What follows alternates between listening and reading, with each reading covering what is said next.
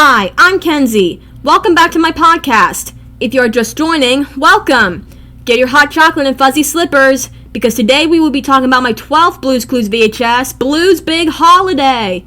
This VHS includes Blue's Big Holiday and a snowy day. First, let's talk about Blue's Big Holiday. This episode starts out with Steve telling the viewers to come in out of the cold. They got a fire going, and now that the viewer was with Steve and Blue, they could join in the holiday tradition. So Steve showed the viewer the holiday quilt. Every year, he and Blue add new memory patches to it. The very first patch that started the whole quilt showed Steve when he was younger and his grandma. Then there was a patch that showed Paprika on the day she was born. Mr. Salt, Mrs. Pepper, and Paprika enter the scene to admire the memory patch. Then Steve mentions that they need to add new patches and asks Blue if she has a memory she wanted to add to the holiday quilt. The question was, what memory does Blue want to add to the holiday quilt? That's when Blue wanted to play a holiday game of Blue's Clues. But first, Steve had to get rid of the paw print. He cleaned it up with some kind of yellow patch-like cloth. It turned out the paw print wanted to be added to the quilt. Then Steve went to get his handy-dandy holiday notebook. And so the holiday game of Blue's Clues has begun. Slippery Soap and Tickety Talk tells Steve to come see the present they made for Mailbox. It was a flag warmer.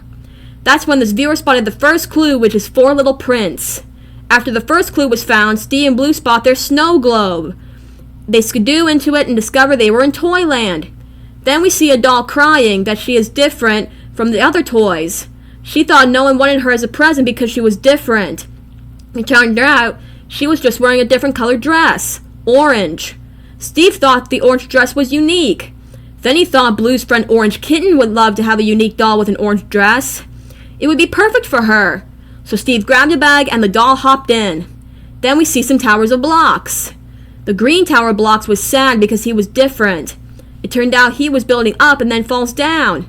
Steve thought Blue's friend Green Puppy would love to have a blocks that build up and then fall down. It would be perfect for her. So the green tower blocks hopped in the bag. Finally, we see different blue things. The pocket was sad because he was different. It turned out he was not an animal. He was just a pocket.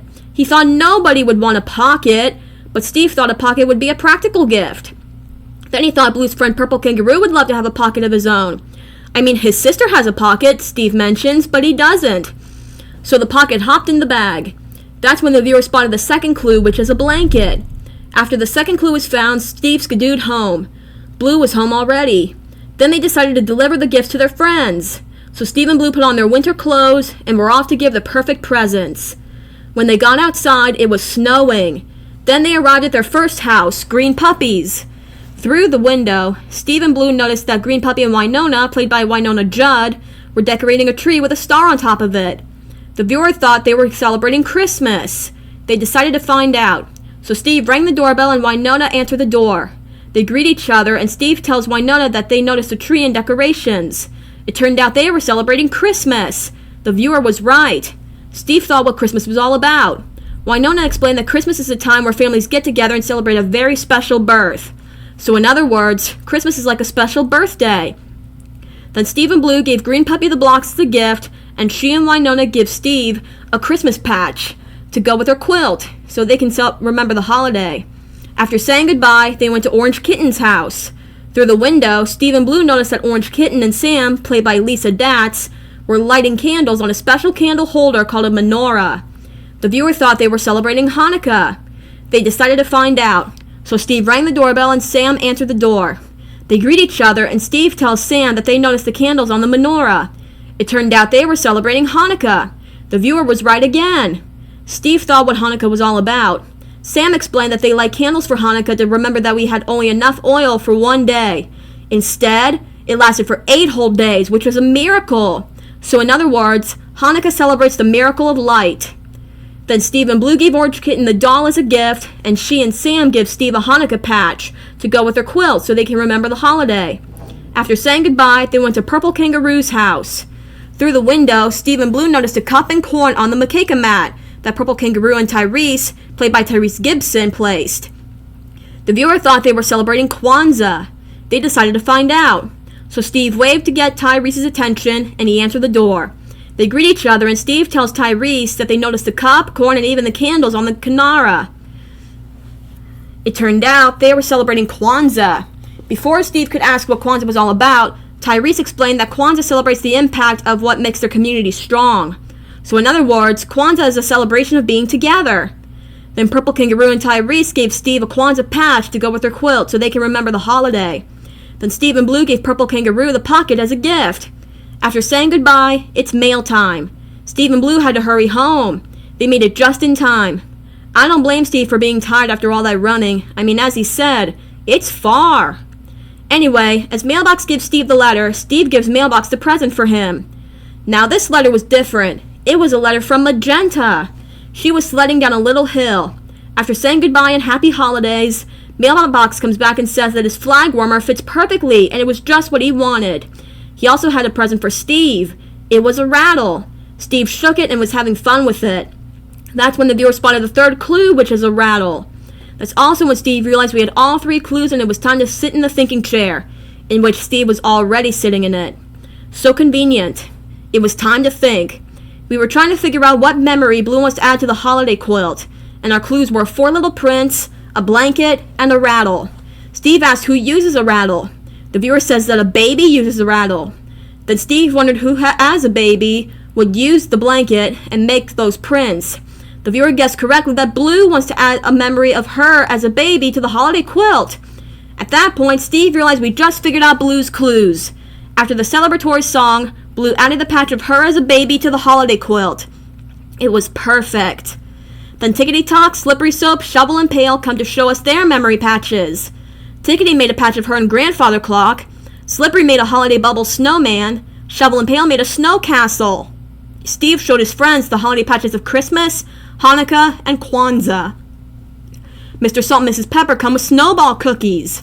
After a fun day of spending the holidays with Steve, it was time to say so long, but sing just one more song. Now let's talk about this episode as a whole. Honestly, I love the holidays, and Blue's Clues was a show that helped me introduce some holidays that I wasn't familiar when I was young. Well, I was familiar with Christmas because that's what me and my family celebrate, but for Hanukkah and Kwanzaa, I had no idea what they were until Blue's Clues showed me. Now, every year I love learning more about the holidays because it helps us to understand that there are nice people out in this world, and it's important that we recognize that and to come together with those people. All in all, it's a good episode. Now let's talk about a snowy day. This episode starts out with Steve bringing the viewer inside because it was obviously cold out. Then Blue notices something. Steve thought she was cold or had an itch. Then he noticed Mailbox was outside. He says hi to him before realizing what he really sees. It was snowing! Steve asks what Blue wants to do in the snow. That's when Blue wanted to play Blue's Clues. But first Steve had to get rid of the paw print. He did that by shoveling it like snow. And so the game Blue's Clues has begun. The first clue that the viewer found is a carrot. After the first clue was found, Mr. Salt and Mrs. Pepper are heard in the background. They were looking at snowflake patterns that looked alike. Now this is interesting because no 2 snowflakes look alike, but apparently that is not true in Blue's Clues. Steve and Blue had a blast of finding the snowflake patterns with a little help from the viewer, of course. After finding the snowflake patterns, Steve went to find Blue. He thought she was hiding under the blanket, but it was just a teddy bear. Then Blue comes from behind the thinking chair and licks Steve's face. Then we hear the calendar girl's voice naming all 12 months of the year. Steve joins in. Then he noticed that the calendar looks weird. It was supposed to be winter like at his house. He and Blue skidoo into the calendar to help the calendar girl fix the season. The weather was supposed to be snowy. Then the calendar girl got cold. So we give her a coat and 1 mitten. The reason for why we give her 1 mitten is because she was already wearing 1 mitten at the beginning when we met her.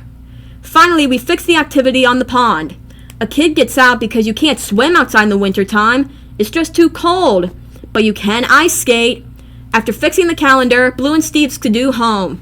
That's when the viewer spotted the second clue, which is a hat. After the second clue was found, we hear alarm bells from Tickety Talk. She wanted to tell us it was snowing. Then she tells us that Blue was near the closet. It turns out Blue was all ready to go outside. The problem was her hat fell off. Then her coat fell off. Finally, her boot fell off. After figuring out what fell off, Steve told Blue that we weren't going outside now, but soon, because we only had 1 more clue left. Then it's mail time. Mailbox comes in with snow all over him. He shakes it off, and all the snow falls on the thinking chair in which Steve wipes it off. In the letter, our friends were making snowflakes. They even pretended it was snowing. So many patterns. Then Steve checks to see if it was still snowing. That's when the viewer spotted the third clue, which is a snowball. That's also when Steve realized we had all 3 clues and it was time to sit in the thinking chair. It was time to think. We were trying to figure out what Blue wants to do in the snow, and our clues were a carrot, a hat, and a snowball. At first, Steve thought Blue wanted to put the snowball in the hat and have a snowball sundae with a carrot on top. That was wrong. Then the viewer guessed correctly that Blue wants to build a snowman in the snow, made out of snowballs, with a carrot for the nose and a hat on top of its head. At that point, Steve realized we just figured out Blue's clues. After the celebratory song, Steve and Blue went outside to make a snowman in the snow. The snowman looked cool. Then Mr. Salt and Mrs. Pepper come back to remind us of figuring out where the snowflake patterns were. Then the calendar girl comes back to remind us that we helped her fix the season. Even Tickety Talk comes back. She was excited about the fact that it was snowing. Finally, Steve checked if Blue was wearing all her winter clothes. She was. After a fun snowy day, it was time to say so long but sing just one more song. Now let's talk about the episode as a whole. I feel like kids can learn a lot if they want to learn about winter and snow and stuff. Now let me tell you, I love to play in the snow, just as long as we have the perfect temperature for outside weather in winter. All in all, it's a good episode. So yeah, that's Blue's Big Holiday. If you would like to play again, just go back to the beginning of this episode. And remember, you can do anything that you want to do. Bye!